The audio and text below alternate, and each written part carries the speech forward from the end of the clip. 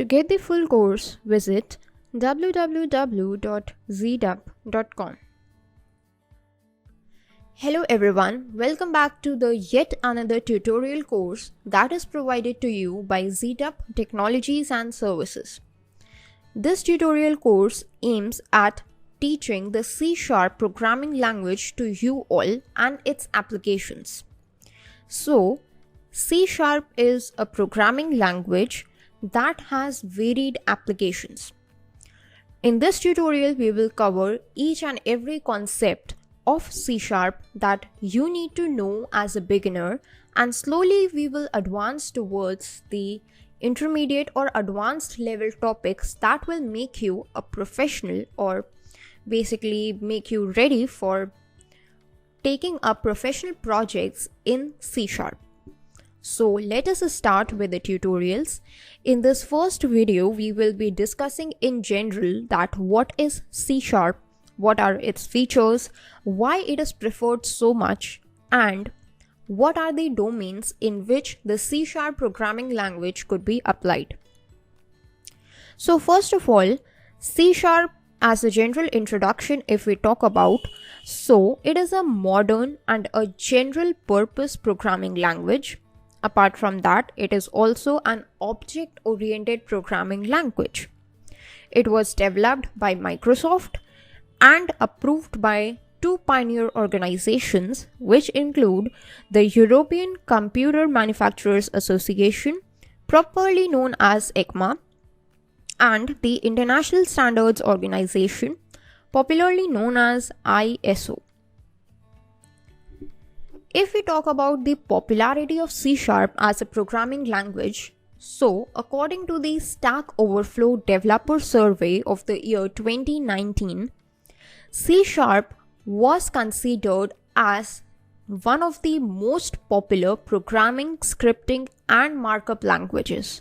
31% of the total respondents preferred C# over other programming languages, and it holds the 7th position among the programming, scripting, and the markup languages.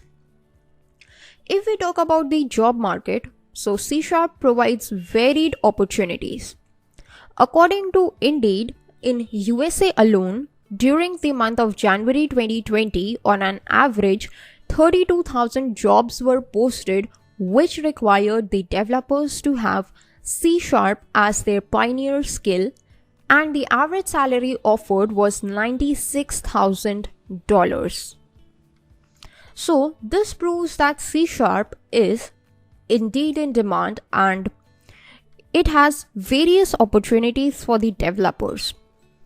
Also, C# is ranked as the 4th most popular programming language in the year 2020.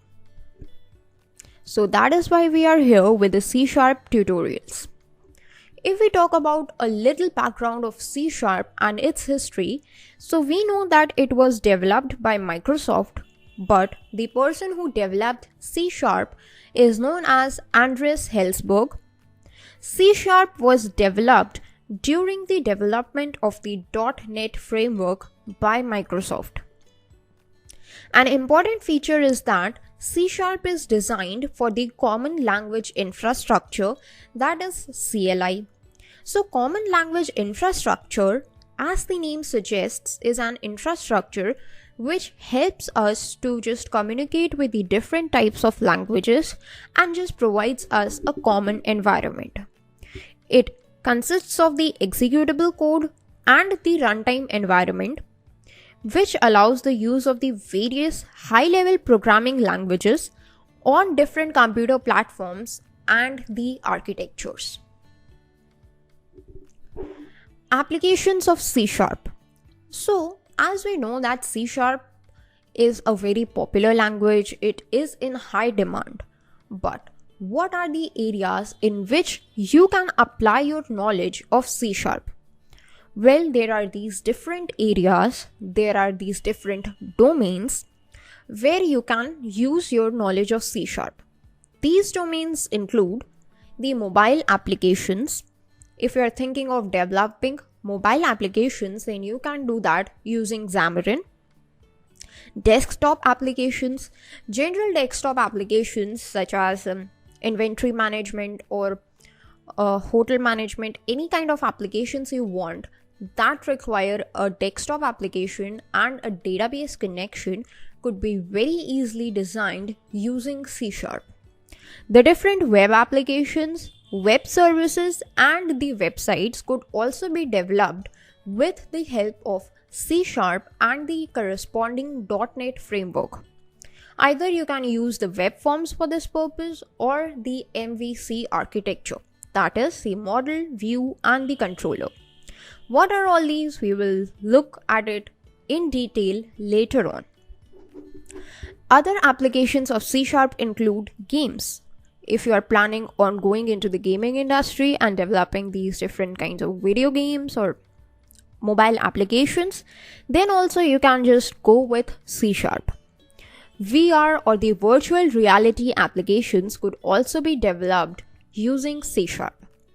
Apart from that, some of the basic database applications that require continuous transactions with the backend database could also be developed using C#. So what are the features of C# that makes it such a different language from the others?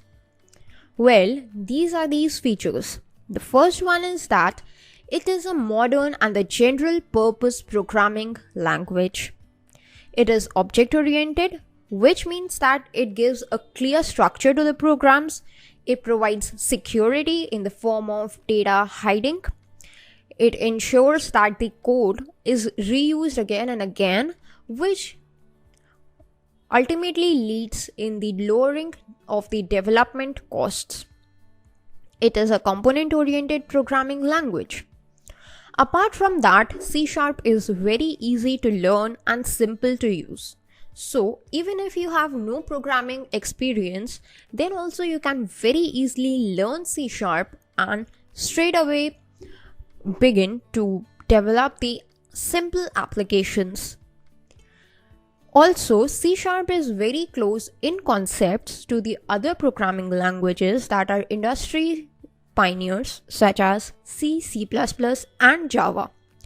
This makes it very easy for the programmers who already have knowledge of these languages to understand C#, and if they want, they can switch to C#. Conversely, if you have a strong knowledge of C#, then in the future you can very easily learn the languages like C, C++, and Java. It is a structured language. Also, it produces efficient programs. It can be compiled on a variety of computer platforms, so you do not need to worry that what computer platform you are using. Whatever it is, C# could be compiled in it. It is a part of the .NET framework. So what is .NET framework? We will look later on. But C# is one of the most popular programming language in the world. And as I've already told you that according to the developer survey of the year 2020, C# is ranked number 4 in one of the most preferred programming language by the developers. And it has a huge community support. Community support is the backbone of any programming language. Whether it is a new programming language or it has existed over decades, a huge community support always contributes positively towards the development of that programming language. And strong community support for C# is an advantage. Now, there are a variety of programming concepts that are used in C#. Although I completely understand that you people might not know what these are, but these are the general programming concepts that make C# such a good language. These include Boolean conditions, automatic garbage collection, standard library, assembly versioning, properties and events, delegates and events management, easy to use generics, indexers, conditional compilation, link and lambda expressions, and the integration with Windows. All these programming concepts would be covered in the tutorials that are just coming up. So be ready to learn all the programming concepts and grasp as much as you can about the C# programming language. All the best for the upcoming tutorials.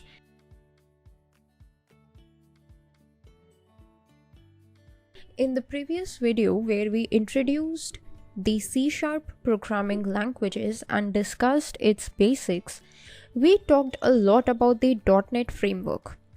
So in this video we are going to answer the question that how C# relates to the .NET framework.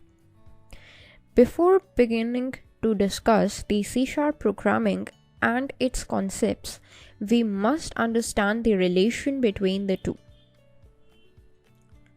What is .NET framework? Well, .NET framework is a platform, actually a revolutionary platform that helps you to write the following types of applications. That is the Windows applications, web-based applications, and the web services. So, if you are working or thinking about doing the web-based applications or the Windows-based applications, then you must go with the .NET framework, because the applications developed so are multi-platform applications. The framework is designed in a way that it can use any kind of language, be it C#, C++, Visual Basic, JavaScript, COBOL, or any of the language. Apart from that, the .NET framework can help in communicating these languages with one another. So it is not mandatory that you write your applications in only one language. If you have a good command over multiple languages, then you can easily make them communicate with one another. The .NET framework consists an enormous library of code which can be used by the languages in which you are going to write the code. Now let us discuss that what are the components of the .NET framework. So following are the components of the .NET framework. The first one, very important, is the Common Language Runtime, or popularly known as CLR. It is used to perform the tasks of memory management, exception handling, debugging, security checking, code execution, code verification, safety, and compilation. The code that is managed directly by the CLR is known as the managed code. When this managed code is compiled, the compiler converts the source code into a CPU-independent immediate language known as the IL. Then a just-in-time compiler, or the JIT, compiles this intermediate language code into the native code, which is CPU specific. The second component is the .NET Framework class library, which is nothing but a huge library of the reusable types of the classes, interfaces, structures, and the other enumerated values. If we talk about the third component, that is Common Language Specification, so it contains the specifications for the .NET supported languages and the implementation of language integration. That is, how can you make the different languages communicate with one another and work collectively towards a common purpose.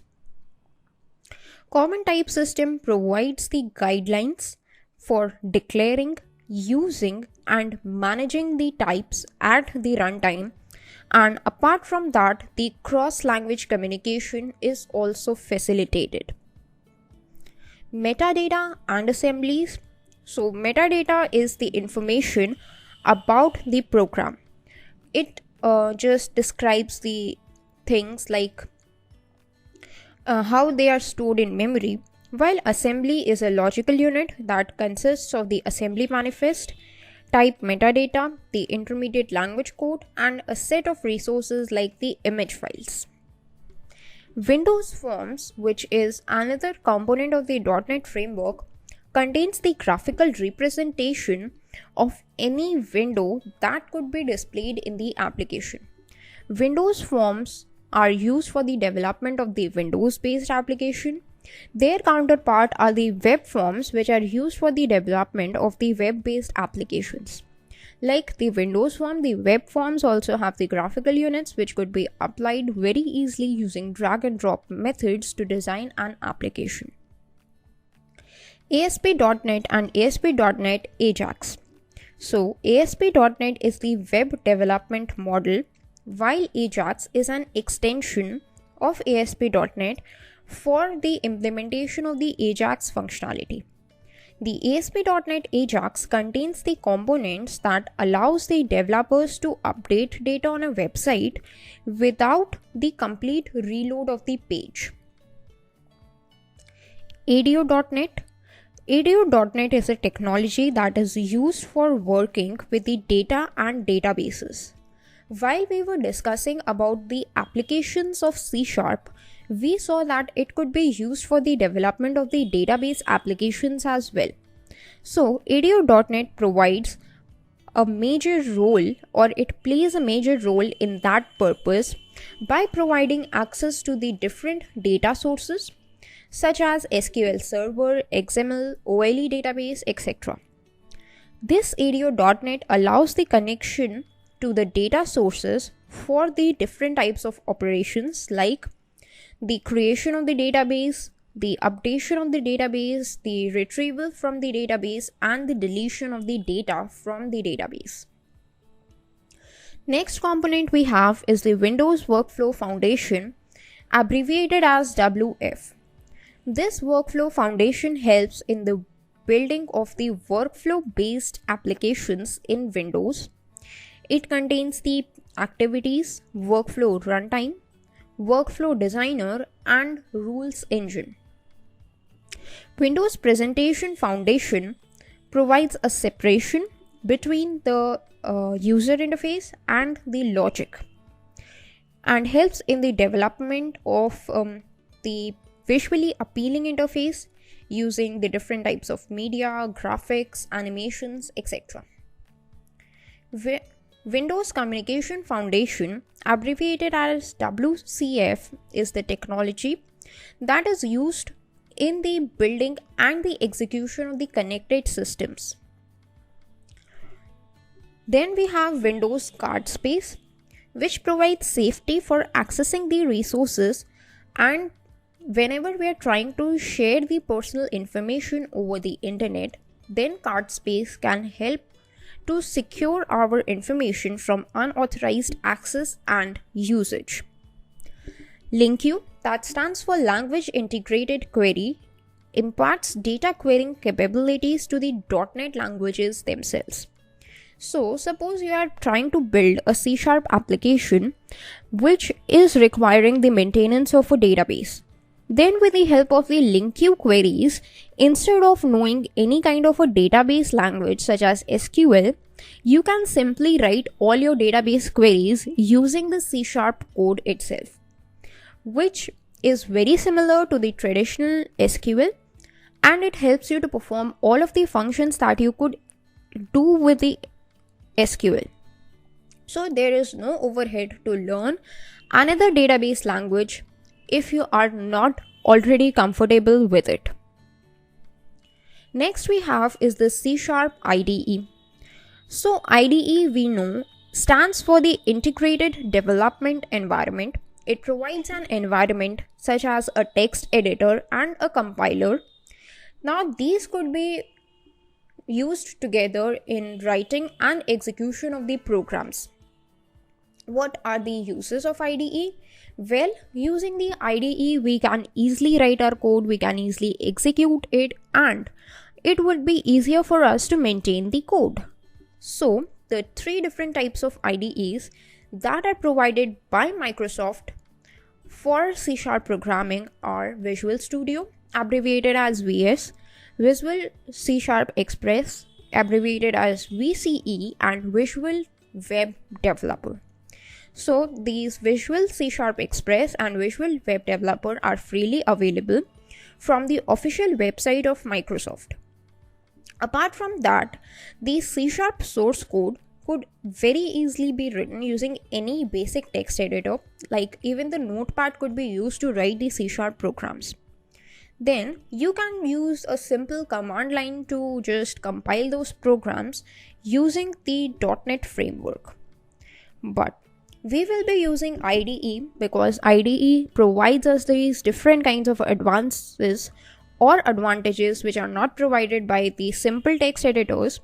So we will see that how can we download and install the IDE for writing the C# programs in the next video.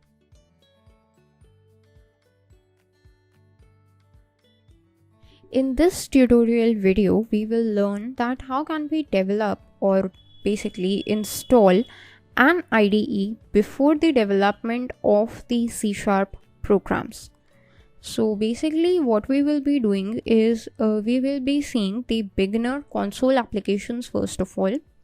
So for that we need to install the Visual Studio, Microsoft Visual Studio, which is a computer program. As you can see, so I have googled Visual Studio Community on my favorite browser, and you will see its description that Visual Studio is an IDE from Microsoft itself that can be used to develop computer programs, websites, web apps, web services, and mobile apps. So for this purpose, we are going to just download this Visual Studio's Community Edition. Now the second link that you get is this download Visual Studio 2019 for Windows and Mac, and this is the link. You can just click on it, and when you click, this is the website that you will get open in front of you. So this is the official Visual Studio website that is backed by Microsoft. Here you can see there are these three different versions of Visual Studio 2019. These are community version, professional version, and the enterprise version. Out of these three versions, this community version is a free one, which is aimed for the students, open source contributors, and the individuals. However, these professional and the enterprise versions are the paid versions, and if you try to install them right now, you will get a free trial for 90 days for the professional version and same 90 days trial for the enterprise version as well. If you want these editions, you can just go with it. You are completely free, but you need to just purchase it after 90 days. So I'm going to go with the community version or the community edition, which is available for free. Otherwise, you can just explore this Visual Studio code, which is available for the Windows, Linux, and the Mac operating systems as well. However, if you want to install the Visual Studio for your Mac operating system, then there is this different version of it also available that could be used to develop apps and games for the iOS, Android, and the web as well. So apart from these versions, I'm going with this community version because it is one of the simplest version. You can just click on this free download button, and then after a few seconds, your download will start. So this is a very small file, just of 1.3 MB. You can just click on save file. But since my file is already saved, I am just going to click on cancel. Now once your file is saved, what you can do is you can just bring up the downloads tab. So the shortcut is Ctrl J in case you are wondering. Then you can just double click on it so that this file could start. So first of all, this Visual Studio installer will be opened and it will ask you to install a few things. You can click on continue.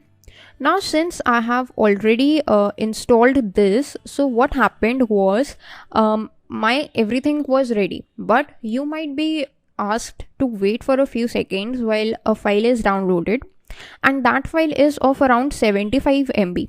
So you need to wait for a few seconds, just depending upon your internet speed, till those files are downloaded and installed.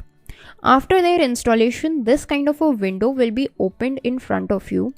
Now here you can see that this is a Visual Studio Community Edition 2019, and there are these different things or these different applications that you can download with a Visual Studio Community Edition, which includes the ASP.NET and web development, Azure development, Python development, Node.js development, other desktop and the mobile based applications, some of the gaming applications such as Unity and C++, and other tool sets such as data science and analytical applications, Visual Studio extension development, Linux development, etc.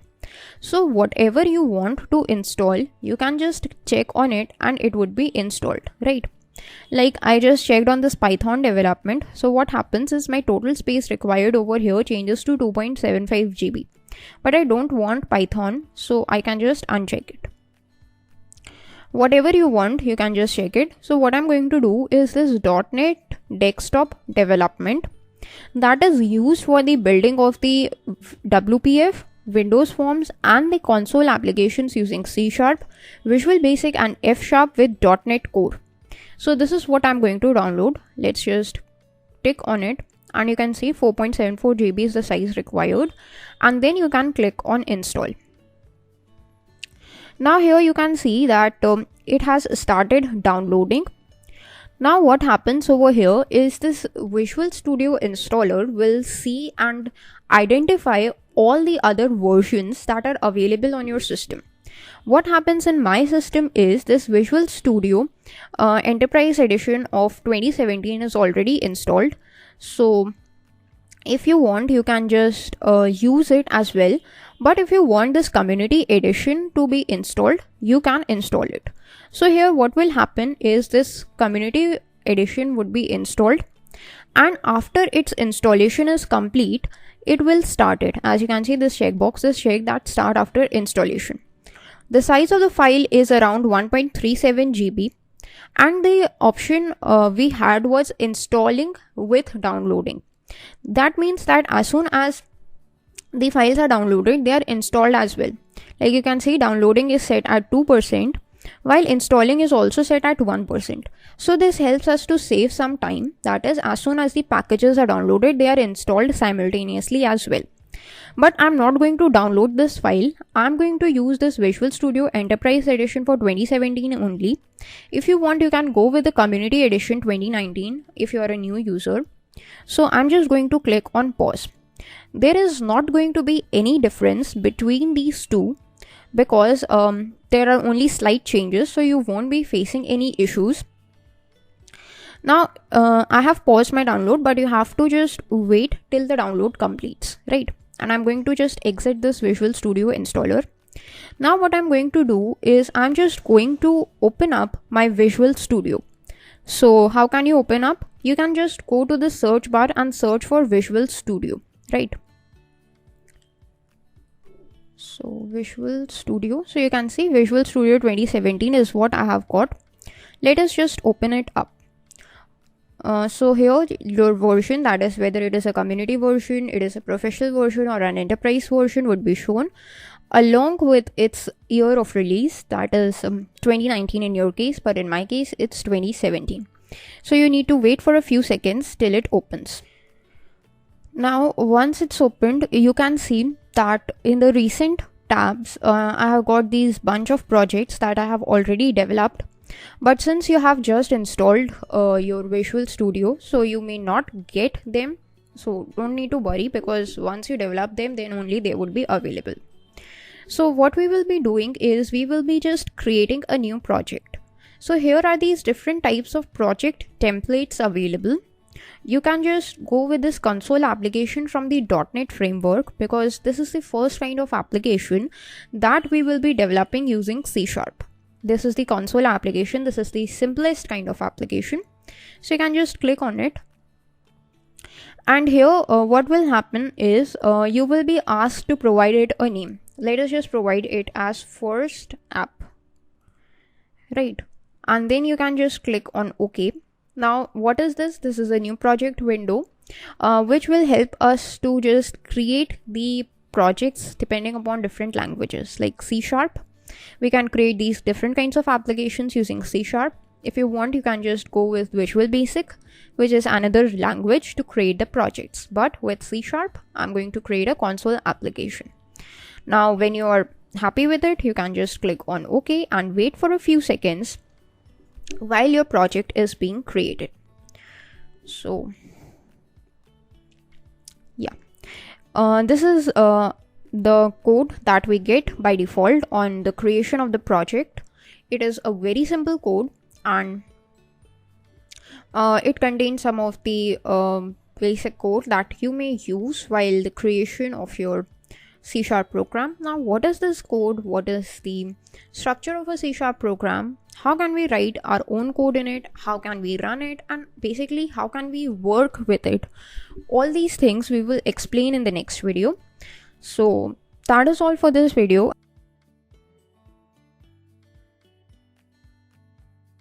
In this video, we are going to discuss about the structure of the C# program, and then we are going to write our very first C# program using Microsoft Visual Studio.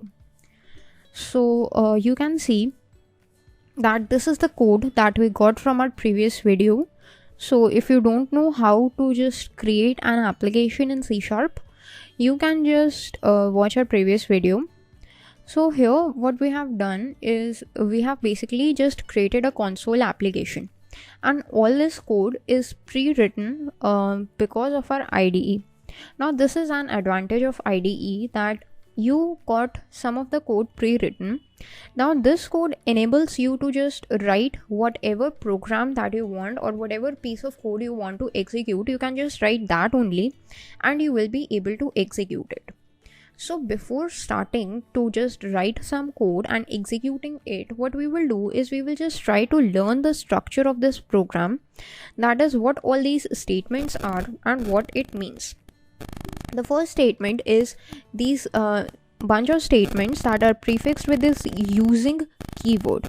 Okay, so what is it? It is a namespace declaration. This system.collections.generic, system.link, system.text, all are namespaces, right?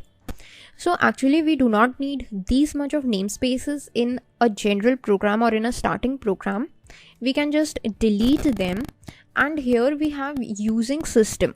Okay, so what is this using system? This system is a namespace that would be used in the coming programs, that is simple console applications. System is a namespace that contains these different kinds of things, right? Namespace is nothing but a collection of classes, and in a system there are different stuff like what we will be using to print the statements, or whatever we use to accept the user input. They are all actually written in C# language and stored in this system namespace. So in order to use any of these code, we need to use this system namespace. Now with the help of IDE, if we just hover over it, we get that using the directive is unnecessary. Why? Because we have not written any code up till now, a valid C# code that contains the reference from the system namespace. That is why the IDE is telling us that okay, you have used it, but it is unnecessary. So if you want, you can just delete it. I'm not going to delete it because later on we are going to use it. Next is a namespace declaration, and the namespace declaration, or the name of the namespace, is first app. If you remember, first app is exactly the name of our program, that is the file or the console application that we created was named as first app. So whatever the name you give to your project, with that particular name only this namespace will be created. Now system is a namespace, and now with this first app we are creating our own namespace. This is by default provided to us by C#, but this is our own namespace. So once you write some code over here, and suppose if you want to use it anywhere else, then you can very easily do that by writing using first app, and that would be able to just call any of the things that you want which are written in this first app namespace, right? So each and every code that you write must be inside this first app. Next we have is a class declaration, and the name of the class is program. So what is this program? Program is the name of the class, which is by default the name of all the classes, right? Now if you see, this program.cs is the name of the file, and if you just look over its path, so it is projects/first app, which is the name of our project, /first app, this refers to the name of the namespace, and lastly we have program.cs. So this first app is actually the collection of classes. The first tab is a namespace, which is a collection of classes. And in these collection, program.cs is the name of the class. So that is why this program.cs is the name of this file or the name of this class. Now inside this class, we have some code, which is static void main. So main over here is a entry point. It is a function. Main method states what the class does when it is executed. That is, whatever code you want to write, you can just write it inside the main and it would be executed, right? Now what happens is we can just write some of our code inside the main program. Okay, so this string args is for the arguments, and basically this is the structure. That is how you write the main function. Okay, now let us just write some code. So the simple code that we are going to write is console.writeline. If we want to print something, we can just use this console.writeline method. And what we are going to do is we are going to write a simple code to print hello world. So how can we do that? First of all, we need to write this console. So you can see by default we have got this console. Why we have got this?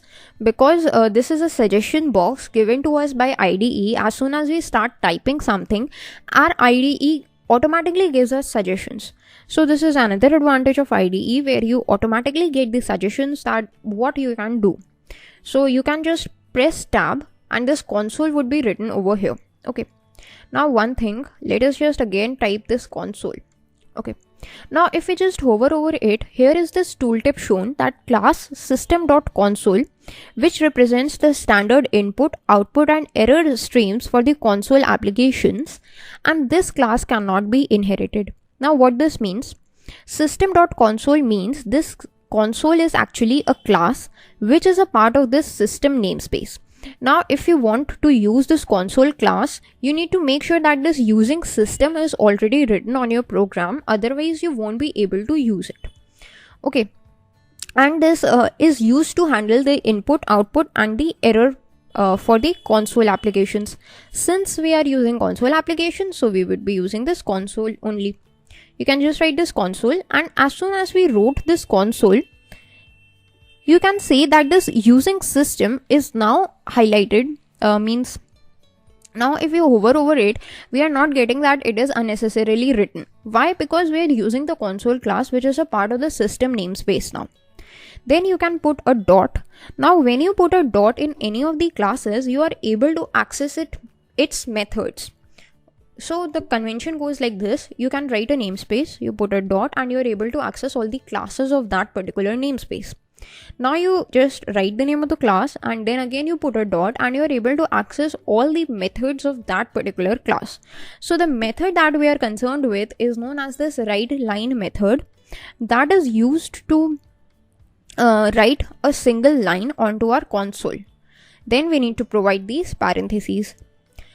Now here you can see we are getting a suggestion, that is how can we just actually use this Writeline method. So are these 19 variations of how we can use this Writeline method, and you can see there are these different values that we can provide. So if you want, you can just provide any kind of value in this Writeline method, right? So these are the different kinds of values that are provided. So what we are going to do is we are going to write a simple string. So for the string purpose, we need to write in double quotes, and the string that we are going to write is going to be hello word. A simple hello word is what we are going to write, and after writing it, you need to just close the statement with a semicolon. So that's a simple method, console.writeline hello word.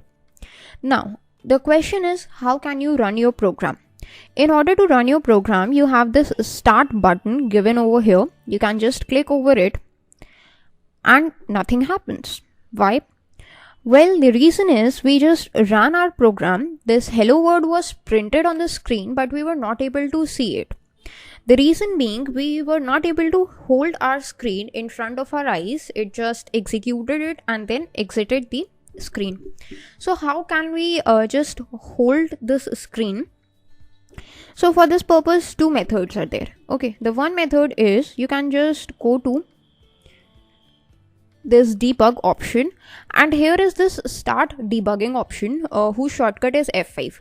So by default, when you just clicked on this start method, this F5 was fired and the debugging happened.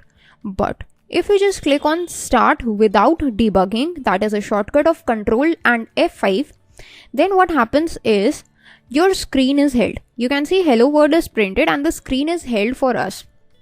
So you can just press any key to continue.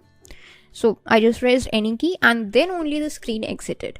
So if you want, you can just go with Control F5 in this case.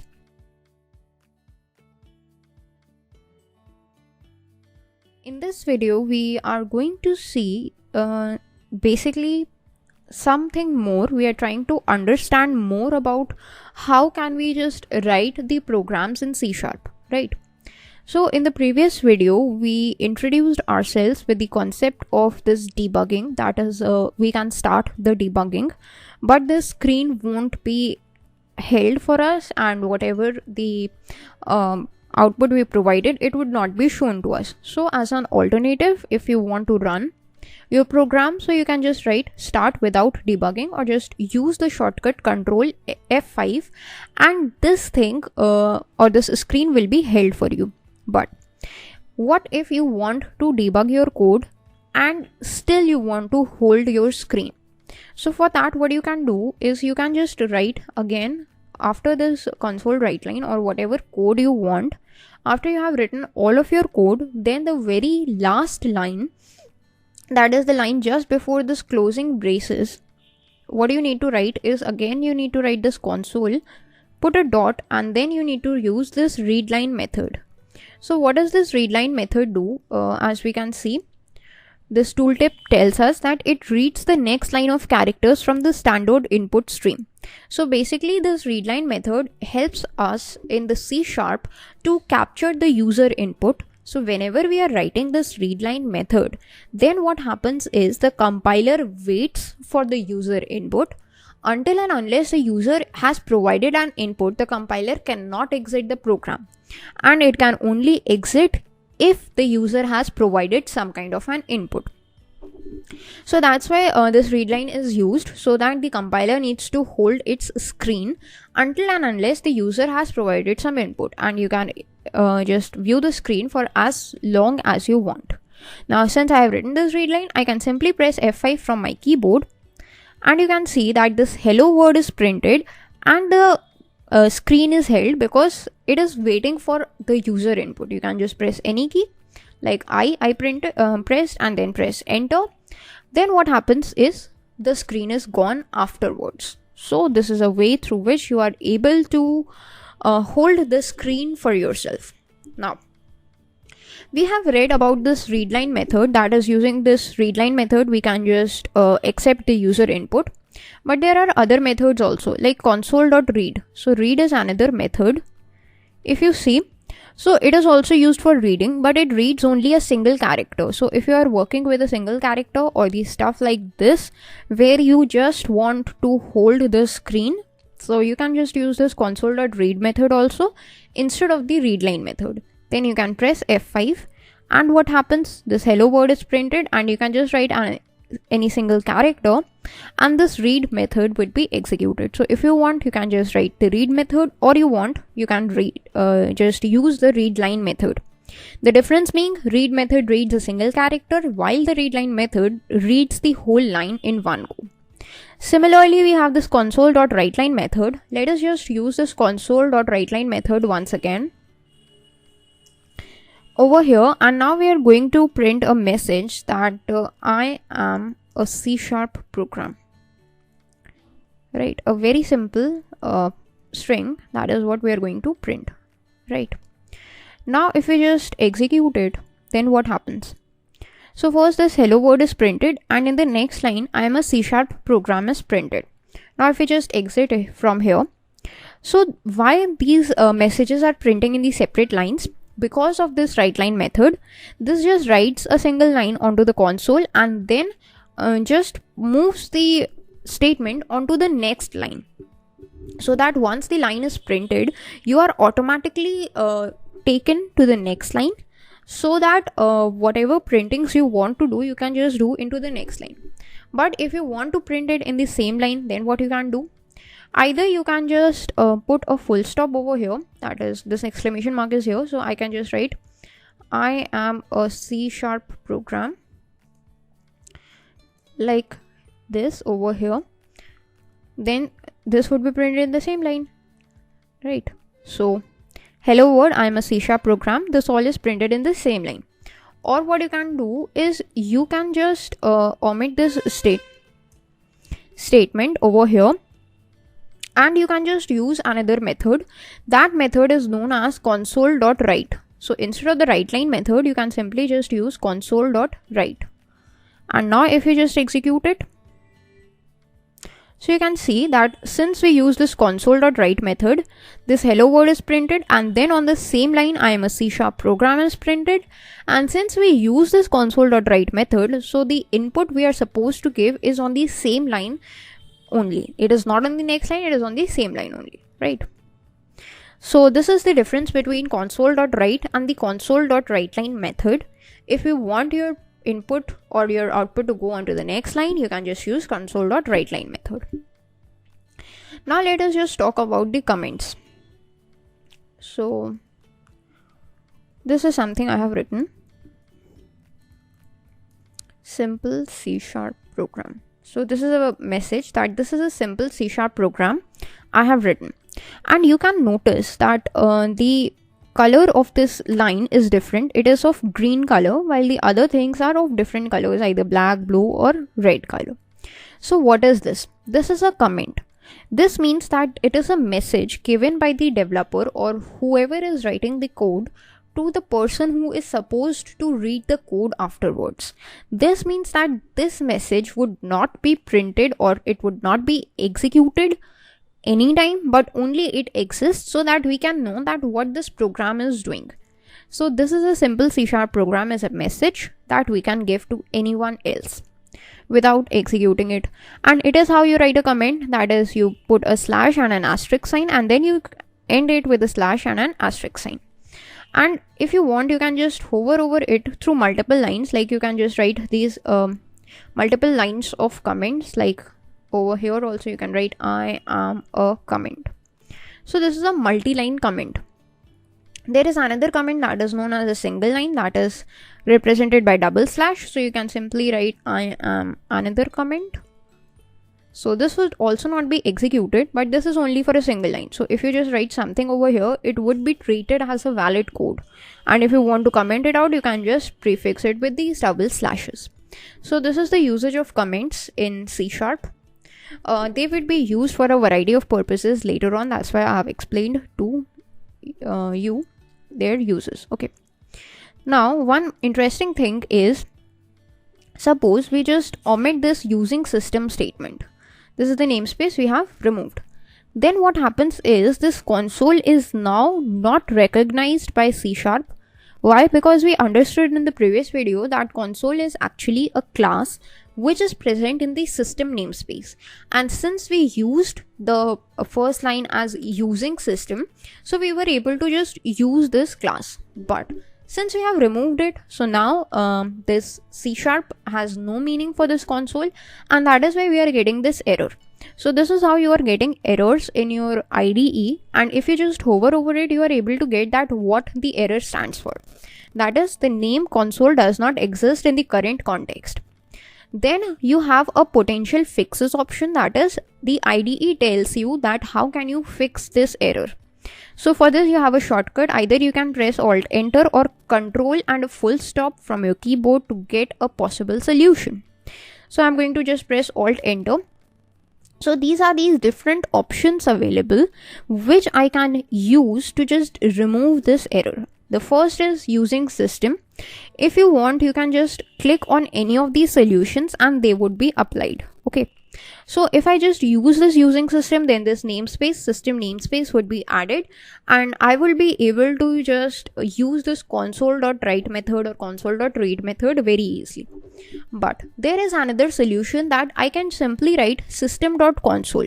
So if you don't want to use a namespace, but you want to just use its classes if you don't want to write the first line as using and the namespace name, but later on in the program you think that okay, I want to write the classes or I want to write the functions of this namespace, then you can simply use it like this: the name of the namespace, put a dot and the name of the class. So if I just click on this solution, then what happens is this solution is applied on this particular line and I'm getting system.console.write, and now it is a valid thing. It is not considered an error anymore.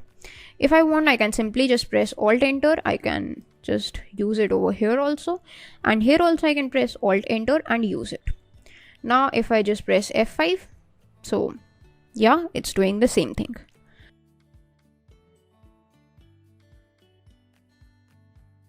In this video, we are going to discuss about the different data types available to us in C#. If you remember in the previous video, we just created this first tab solution. Let me just open it up and have a quick recap of what we did. So this was a simple program. We just printed a string. So whatever we write in double quotes is known as a string, and string is a valid data type in C#. But apart from string, we have different other data types, and to know about these data types, what you can do is, first of all, you can just Google it and you would be able to get some information for yourself. So here you can see that I have Googled C# data types and there are a bunch of links that I get. If you're comfortable with any of these websites, you can go to any of them, but what would I suggest is you scroll down and come to this Microsoft Docs. So what is this docs? This is the documents given by Microsoft. So these are kind of official Microsoft documents related to C#.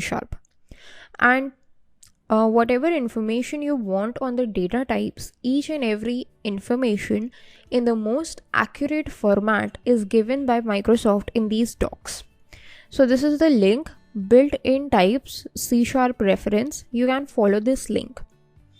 So when you follow this link, this is the kind of a thing, or this is the kind of a window that would be opened in front of you. So here is the list of the built-in value types in C#, right? So there are two types of variables in C#. If you see, this is the types on the left hand side. This is the types. If we expand it, there are these value types and reference types. Now what are these value types and reference types? So basically value types are used to hold the simple values, while the reference types are used to store the references, such as the classes, interface, etc. And the value types are used to hold normal data or basic levels of data like an integer, a string, a boolean, a character, etc. So these are the two types of data, or two categories in which the data are divided, right? So here we have the built-in C# value types of data.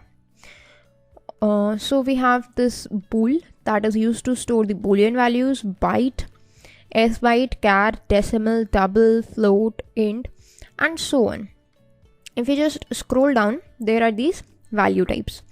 Then there is a list of the reference types like object, string, dynamic, etc. Okay, so you can see that these are all the data types given. And if you just take a look at this .NET type, so what happens is, if you just want to access them in .NET, you need this system class to be used. So system.boolean, system.byte, and so on. But if you want to use it in C#, then simply bool, byte, sbyte will work. Similarly, for the reference types, we have like object, string, dynamic, while in the .NET we have system dot. Then you also get examples on the same, like this is how you can create a variable in C#, like this, all like this as well. So both of them are valid C# statements. Okay. Now, if we just talk about the default values of the C# types. So what happens is, if you just declare any reference type of a variable, then its default value is null. Any integer type or the numeric type has a default value 0. Floating point also has a default value 0. Boolean has a default value false. So basically, whatever the default values you want, they are shown over here. Also, if you want to find out the default value of anything, then you can just use the default operator like this. If you want to run this code, then what are these two options? You can either just click on this run option, or you can simply just use this copy option to copy the code, right? So let me just copy this default code, and then you can just paste it into your system like this. So before this read, I need to paste it, right? So here int a equals default, and then I can just print the value of a. So I can use system.console.writeline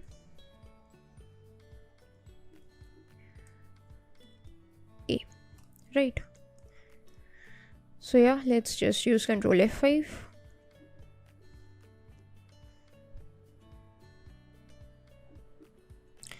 Okay, so there is some kind of an error with this default, because what we need to do is, with this default, we need to specify that it is going to be the default value of integer, like we saw over here, because this is what is given in C# 7.1, the default literal. So we are not currently using C# 7.1, that is why we are getting this error. Now after this, you can just press Control F5, and you will see that 0 is printed over here. So yeah, the default value for an integer is a 0. So that's how it works. If you want any code, you can simply just copy it from the official website. Apart from that, if we just talk about the integral types, or basically the integers, so these are the different types of integers that we have. Along with it, its ranges are given, that is, what are the valid numericals that could be specified in the variables of these particular types. Then what is the size? The size means that how many bytes in memory or how many bits in memory do these data types acquire. Then what is the .NET type and what is the C# keyword. So all these stuff are given.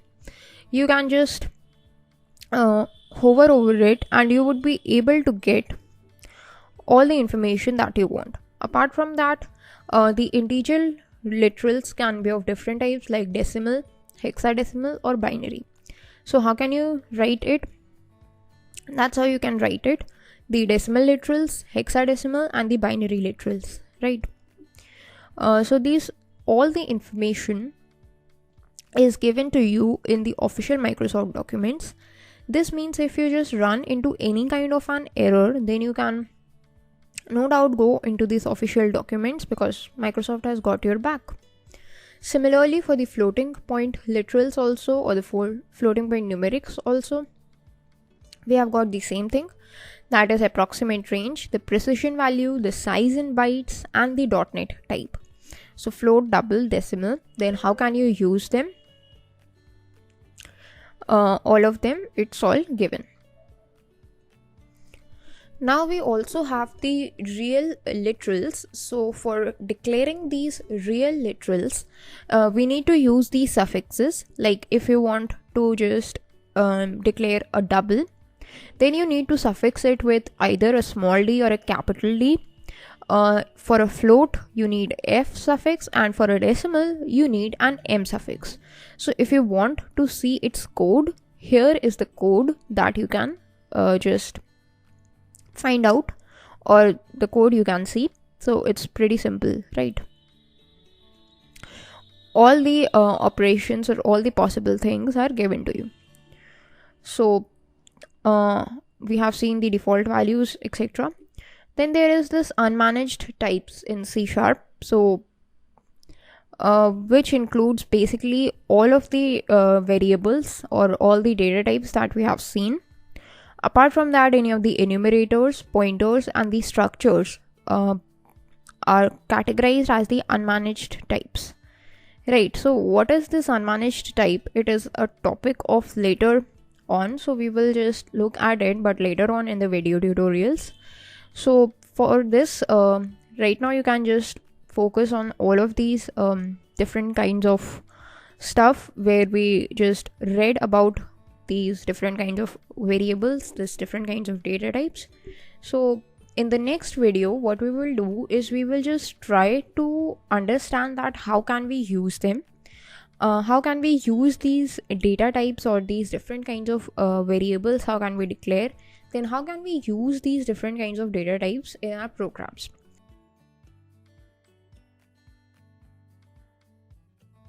In this video, we are going to see the practical applications of the different data types that we read about in the previous video. So first of all, we are going to see that how can we just declare the variables of a particular data type. Then we are going to see that how can we use these variables in a valid C# program. So let us start with the video. First of all, what I need to do is I need to create a new project. So the previous project that I used was first app. As you can see, it is already opened, but I have closed it, means it is closed from the terminal, right? It is its code is not visible. So now I need to create a new project. So you can just go to file, new, and create a project. Then you can see that console application of the .NET framework is by default selected because that's what our choice was previously. Let us just rename it as data types. Right, and if you want, you can just change its location as well. You want to create a new solution, you can just use this option. Basically, I would recommend you all to just keep all these things same or do not change them. Then click on OK. Now you need to wait for a few seconds till the Visual Studio creates a project. So here is our project created. Let us just remove all these classes except or all these namespaces except the system namespace because it is what we are going to use. Then let's see that what we can do with the variables. So the first data type that we are going to see is integer. So int is the keyword. You can just write integer and you can just name a variable. Now the variable names are very simple. You can just take any valid name that is relevant to the data you are trying to store in the variable.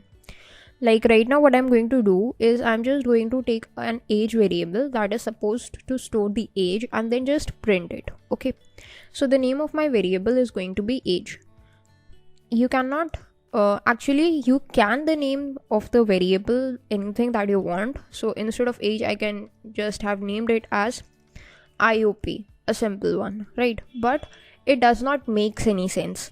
So anyone who is looking at your code will be confused as to what this IOP is doing. So it is always recommended that you always name the variables that have some meaningful names. Every time these variables are named, they should be representative of the fact that what data they are holding, right? So age, and I can just use this equal sign to provide a value to this variable, and this is known as the initialization of the variable. Suppose I provide 10, simple 10, right? Then what happens is on this age variable, if we hover, we got a green line, which means it is a warning. Red line is an error, and this green wiggly is the warning that the variable age is assigned, but its value is never used because we have not used the value of age right now.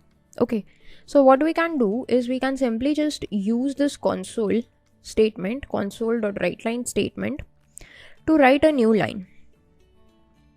And we can print the value of age. So to print the value, you can just simply just write the name of the variable, and whatever its value is, it will be printed using the console.writeline statement. Then after writing the statement, you need to end it with a semicolon, right? And then of course you need to use this console.readline method to just hold the screen for yourself. So this is a simple program that we have written. Right, now let's just run it using F5. So you may need to wait for a few seconds for this program to run and show you the output. So yeah, you can see 10 is printed on your screen, on your console, which is a valid value. Okay, whatever value we provide to age, the variable, it will be printed here. Now suppose what you want is, we want to make some changes. We don't want simple 10 to be printed, because whenever this 10 is printing on the screen, we are not sure that what we are printing, right?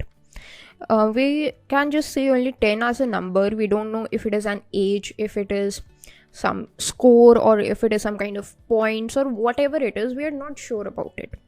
So what we can do is we can just give a simple message on the output terminal that your age is, or the age entered is, whatever message we want, we can just give to it. So for this purpose, what we can do is, first of all, I'm just going to comment this piece of code out, and I'm going to use another console statement. So it is going to be console.writeline, and I want a message that your age is, right? And then I want to put a space, and then I want like 10 to be printed, and then years. So this is a simple message. Okay, so what I can do for this is I can use this plus sign. This plus sign is known as the concatenation operator. It is used to concatenate the string. This your age is a message which we wrote in double quotes, which means it is a string, with the value of the variables, which is, we want the value of the age variable over here, right? So I can simply write age. Then what I want to do is I want to again write the string, and in that what I'm going to do is I'm just going to write years. So I can simply use another plus sign, put a space, and then write years and a full stop to just end the sentence. So this is my sentence now, that your age is whatever the value of the age variable, then that number of years. Let us just run it to see what happens. Now you can see I'm getting your age is 10 years. Now this is more of an expressive statement. This is more valid looking statement, right? Now what happens if you want this age value to come from the user? Like you want to give a message to the user, please enter your age, and then you want the user to enter his age, and whatever the user enters in his age, you just want to print it in a message. So how can you just take the input from the user, right? So let's just see that as well. Before that, I'm just going to comment out this line, because I just need to create a variable age and not initialize it with anything, right? Because if I don't initialize it, the default value that is going to hold is 0. So I don't want it to be initialized with 10. If the user skips the input, then I want the age is 0 years, or your age is 0 years, which is representative of the fact that, okay, the user has not entered anything. Because if I just keep 10 as the default value, then what happens is, if the user does not enter anything, then we may assume that, okay, 10 is a valid age. Okay, so this is age. So after taking it, we need to pass a message to the user that, okay, we are expecting a kind of an input from you. So we can just use console.writeline again to give a message to the user that please enter your age.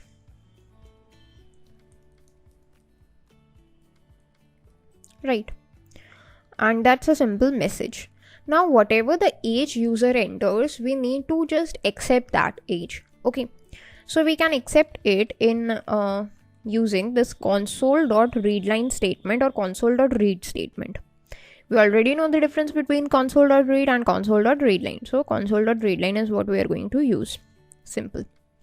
But whatever the user enters, it needs to be stored in the variable age, right? So what we can do is, instead of declaring it over here, we can just declare this age variable over here. And so what happens is, whatever the entry is done by the user, it directly goes into this age variable. But here you can see there is a red line, and there is an exception. What happens is this read line reads the characters or reads whatever from the user input it is present in the string format. So we need to explicitly convert into the integer format because age is an integer type of variable. So how can you convert it? There is this class convert dot to int 32, right? And you can simply just write this. Now if we just run it, then what happens? Please enter your age. Suppose I enter 38. Your age is 38 years. That's valid statement. Okay. So what is this convert class? How the conversion happens? This all we will see in the next video. That's all for this video. Thanks for watching.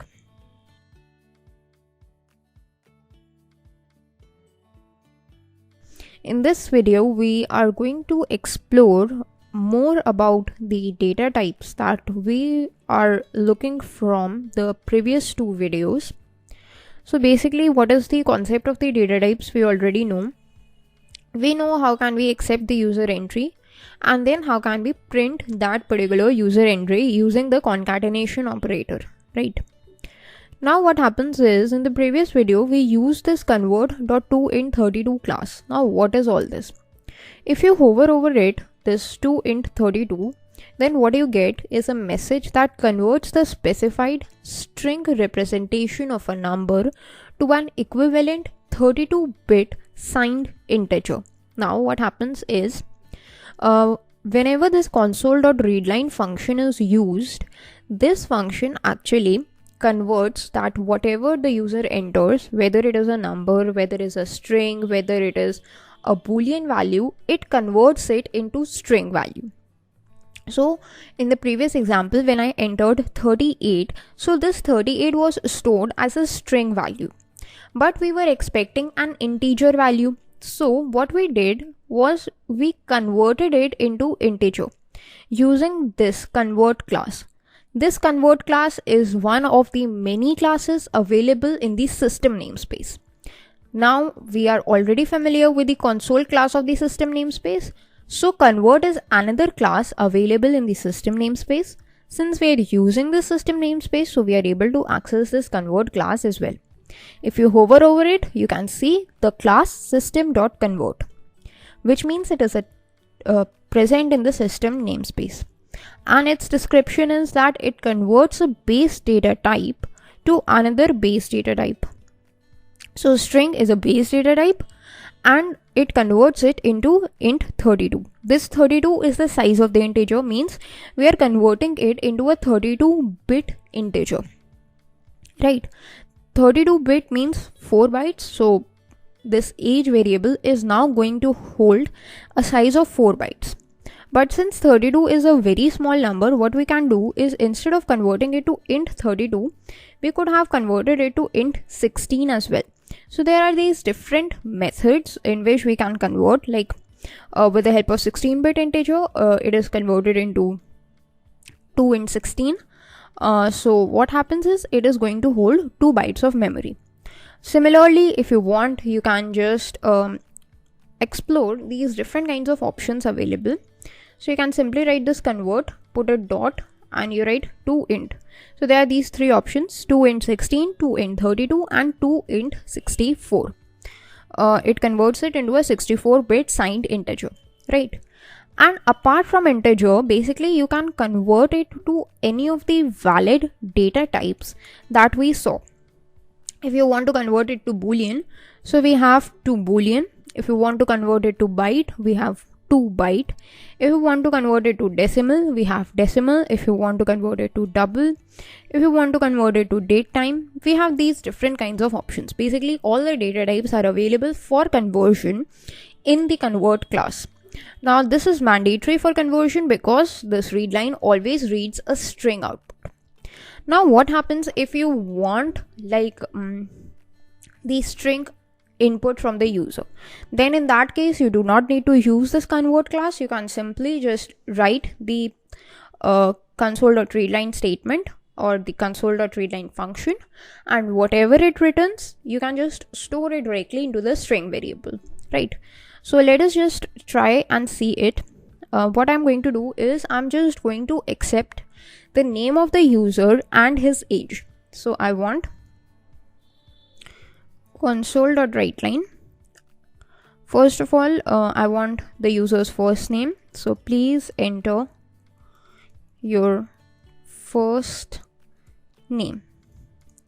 Then whatever the name user enters, I just want to store it in a string variable.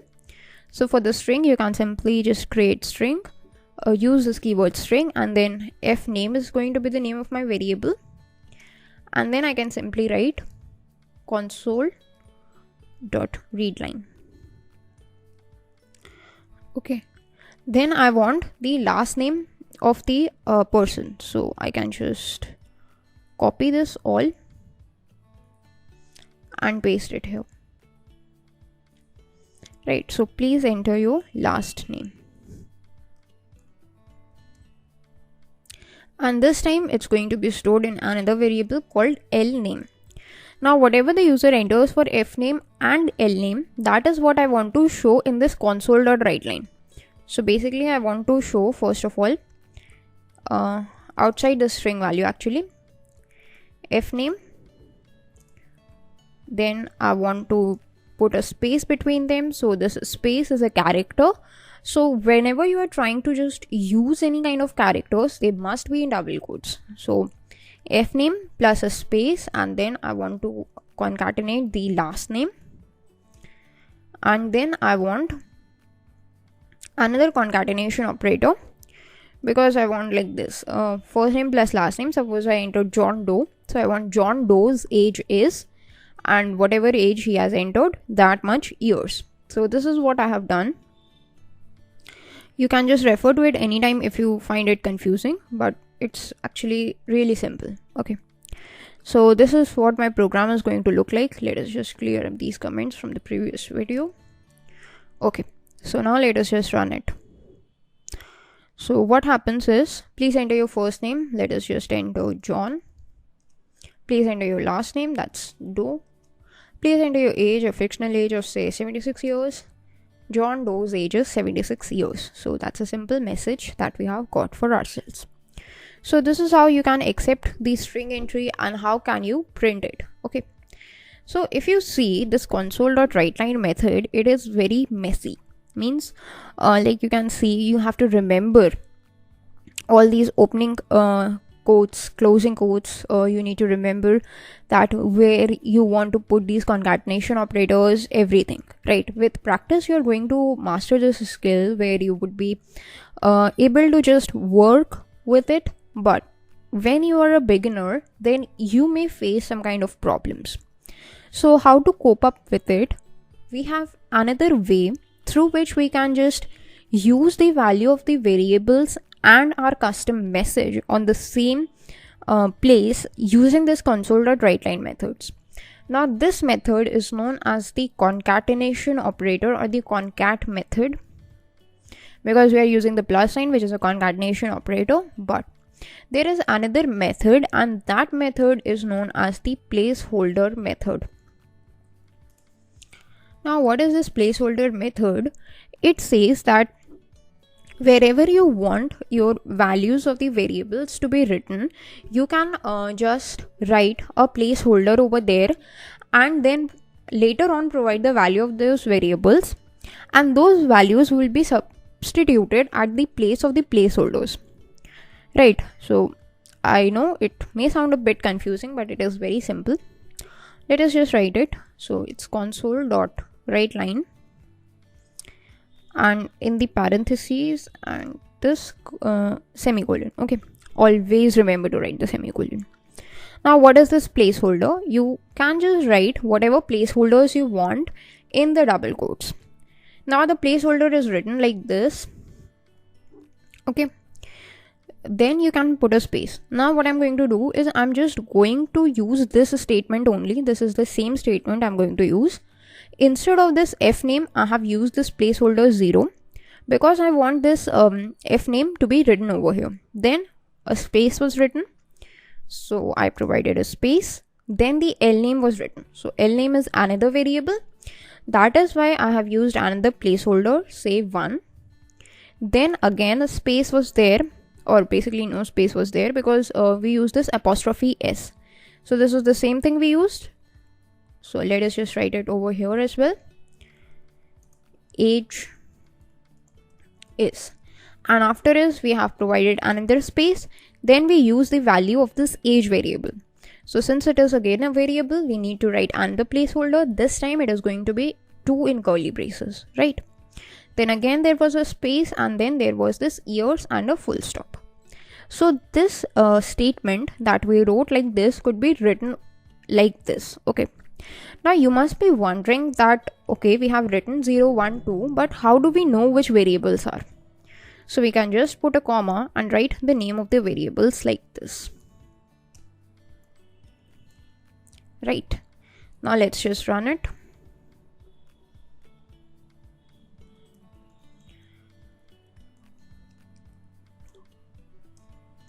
So John Doe's age is 43 years. Same output with both the statements. So that's all for this video.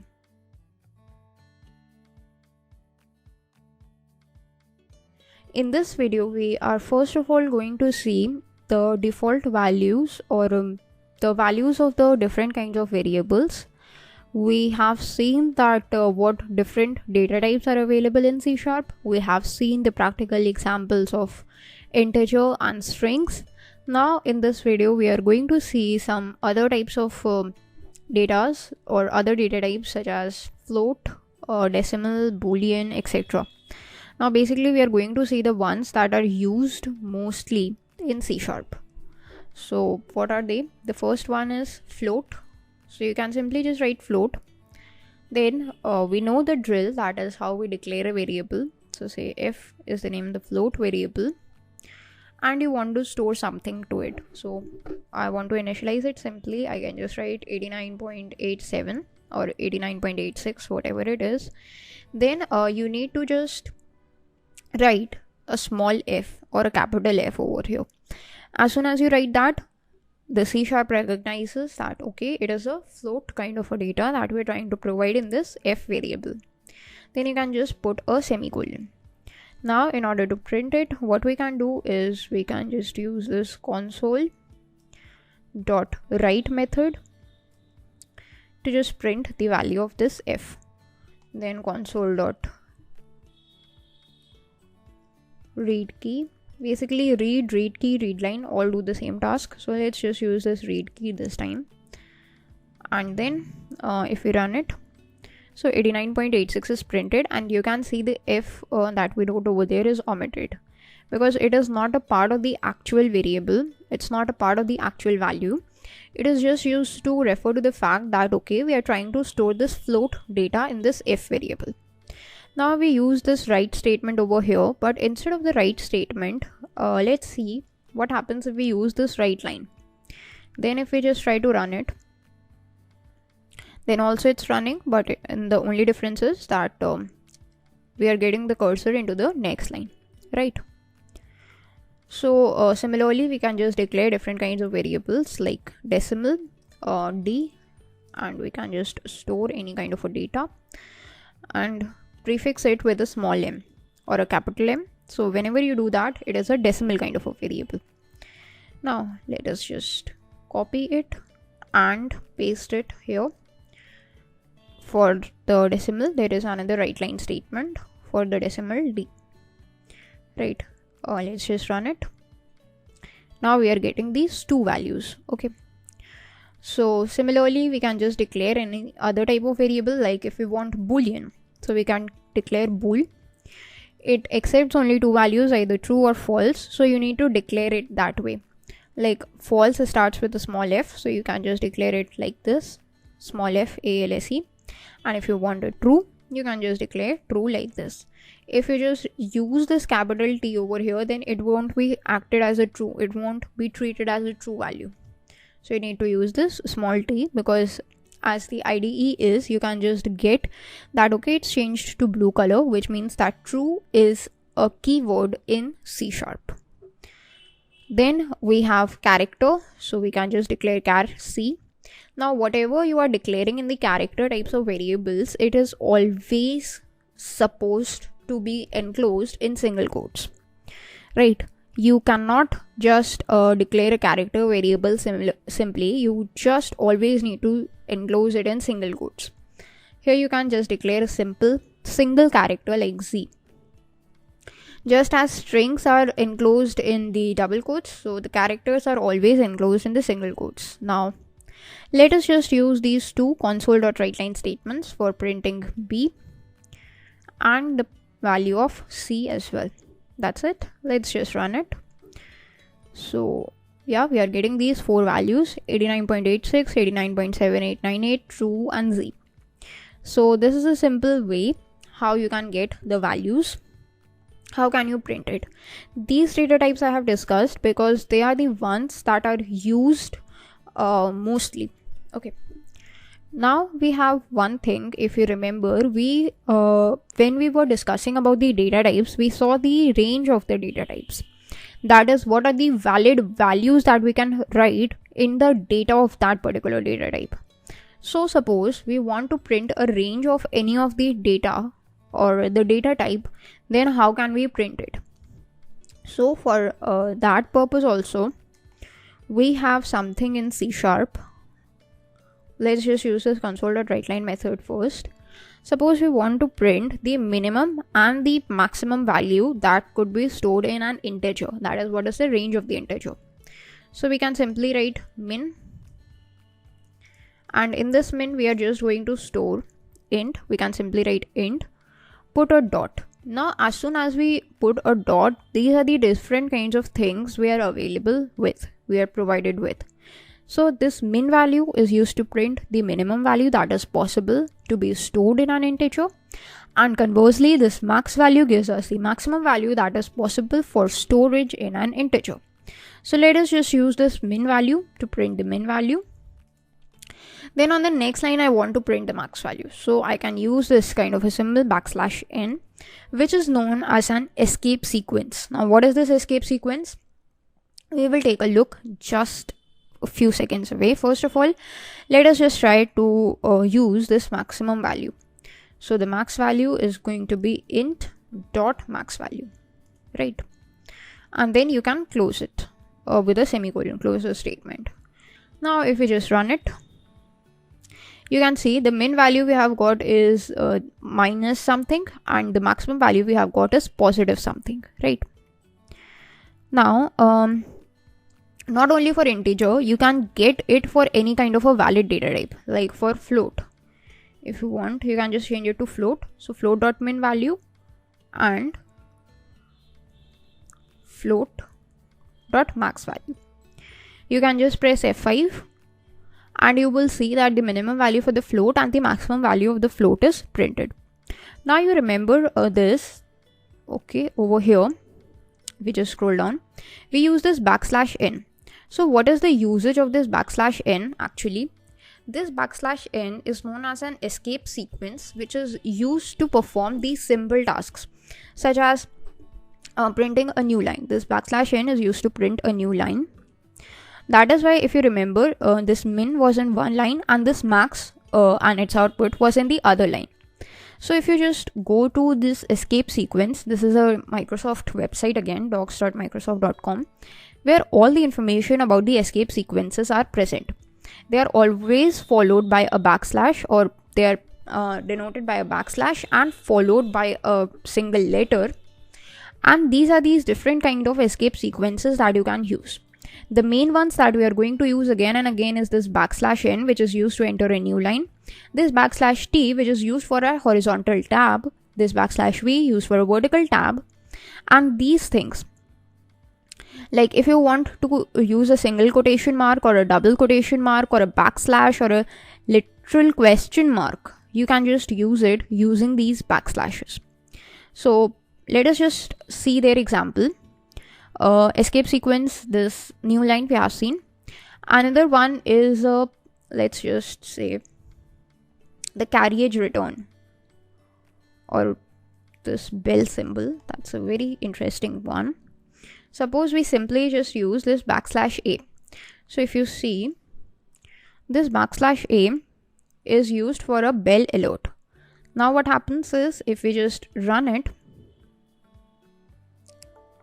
this sign or this sound that you heard is because of this \a. Okay. Now suppose we just declare a string value. Okay. Let's just declare a string value, and we are trying to store something. Say my name is, and I want ZDUP to be stored in single quotes, right? And assign it to a variable called s. So string s, my name is ZDUP, and then I simply want to print the value of this s. Okay.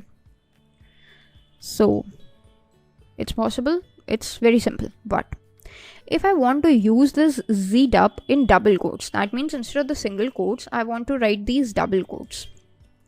Then what happens if I just run it? So yeah, there is an error, and the error is actually 4 errors are there. And the basic reason for this is we cannot use these double quotes inside these double quotes. So for that, we can simply use backslashes here. Now if I run it, so there is no error. So that's how you can use these different escape sequences. And that's all for this video.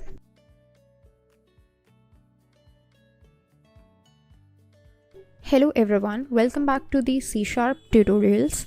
These tutorials are brought to you by ZDUP Technologies and Services. In the previous video, we introduced ourselves with the concept of the escape sequences.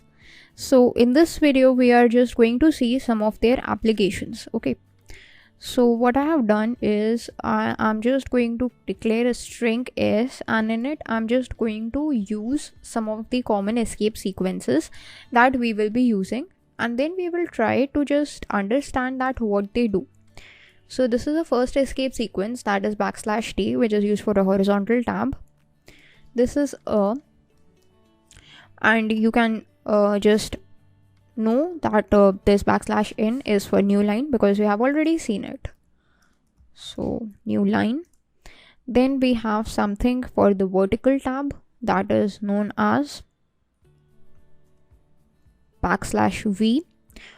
This is for a vertical tab, and then you can write vertical tab, right?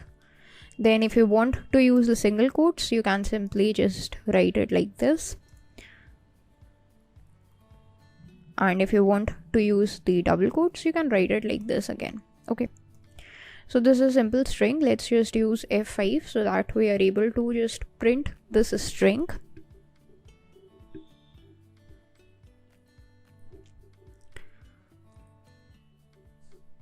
Okay. So this is how it is printed. First of all, let us just compare the output. We are just expecting a horizontal tab. So the horizontal tab is here. Then here is a new line written over here. Then there is this vertical tab, so we are getting this kind of a question mark symbol here, right? Then we have this single quotes and double quotes. So single quotes and double quotes. Okay. So these are the simple escape sequences that are used commonly. Okay. Now what I'm going to do is I'm just going to use this string path, and in double quotes I'm just going to paste this path. So this is a path which I have copied. Now since I pasted this path, you can see these slashes are all giving us errors because we cannot directly use the slashes. So for that we need to either write these double slashes everywhere so that they could be treated as escape sequences, right? And now if I just print this path using this console.writeline method, then we are able to just get this path. Okay. Now we can just run it. So here this whole path is printed, but right now this is a very small path and there are around 4 to 5 slashes, so we were able to just double slash it everywhere. But there might be situations where there is a long path, there is a very big path. So for this purpose, what you need to do is, if you just want to omit this double slashing everywhere, you can use something that is known as a verbatim string or a verbatim literal. Now what this verbatim string says that before writing a string, you just need to use this @ symbol.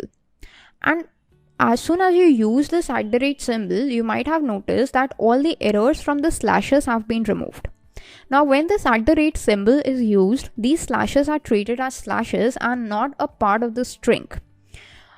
So we don't need to just double slash everywhere. We can just simply write this @ sign at the beginning of the string and it would do our work. So we can just click on start once again, or we can just run it.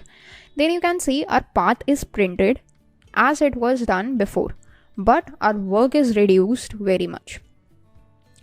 Another way is of using this, this is actually a verbatim string, but suppose we just use any kind of a message over here that hello, I am C#. Okay, that's a simple message. Now if I just want to convert this C# into double quotes, right? I want the C# in double quotes, so I'll write something like this. So in the case of the strings, we need to just use these backslashes to accommodate the double quotes. So we can just convert it to verbatim as well. But you can see after conversion of this string into verbatim string, then also we are getting this error. So why is it? So the reason is for the double quotes to work, you can just write these 2 double quotes over here and one more, right? So what happens is, let us just put a space over here. So whenever you are using a verbatim string, then if you want to enclose anything in double quotes, you need to use these twice double quotes, twice in starting and twice in ending.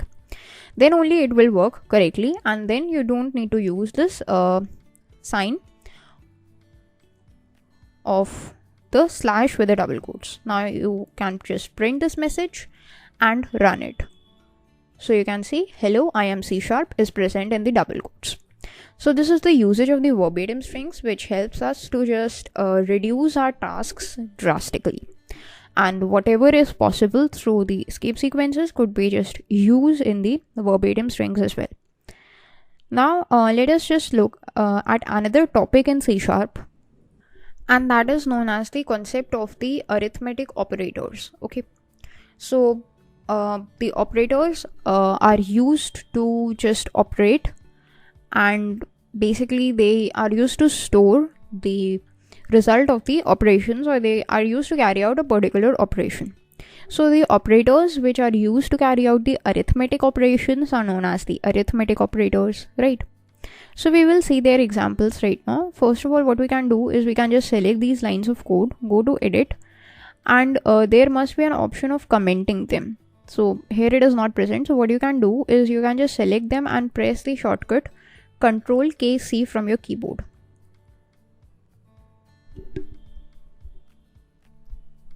And as soon as we press this Ctrl+K+C, then what happens is all of this lines of the code have been converted into the comments collectively. So if you want to comment it, you can just press Ctrl+K+C to comment it. Now what I'm going to do is I'm going to show you simple arithmetic operations. We are just going to store the result in Z. Actually, let us just declare an integer variable Z, and in this let us just store the result. Suppose we want to add 2 numbers like 10 plus 20. So it's stored in Z. We want to print it, so we can just print it using console.Writeline method, the value of Z. Similarly, suppose or we can just use it A, that stands for addition, S, that stands for subtraction. We can write like 60 minus 40. Then we can use multiplication, so M for multiplication, 9 into 7. Then we can use float for division purposes, because it is a possibility that we may get a decimal number, but it's 10 plus or 10 divided by 2. And then there is another operation known as the modulus operation. So MOD is going to be modulus, so 10 mod 2, right? Now this plus, minus, multiplication and division are self-explanatory. The modulus operation, what will it do? It will just give us the remainder. Now whenever we are using this kind of division operation, so 10 divided by 2 will give us its quotient. But if we want the remainder, then we use this operator, this percent symbol, and the operator is known as the modulus operator. So it will just give us what is the remainder after performing the operation of 10, which is divided by 2, right? So let us now just use these console.writeline statements again and again by copying them and pasting them. So I will just quickly do that. So yeah, now all these writeline statements have been written. Let us just run it by using F5. Now what happens is we are getting all these outputs. Let us just cross check it once. The first one is 10 plus 20, we are getting 30. Then 60 minus 40, we are getting 20. 9 multiplied by 7, we are getting 63. 10 divided by 2, which is this division symbol, so we are getting a quotient of 5. And 10 mod 2, which is in this case the modulus operator, will provide us with the remainder, which is 0. So these are the arithmetic operations that you can perform. The arithmetic operations performed in this case are with the random numbers taken by us, but if you want, you can just take the input from the user and then perform the operations on them. The only thing to remember is whenever you are taking input from the user, it must be first converted into an integer using the convert class. Then only you can perform the operations, because if you use this concatenation or this plus operation on the string, then it would be the concatenation operation performed, not the addition. So that's all for this video, in which we learned about the verbatim strings and the arithmetic operators. Thanks for watching.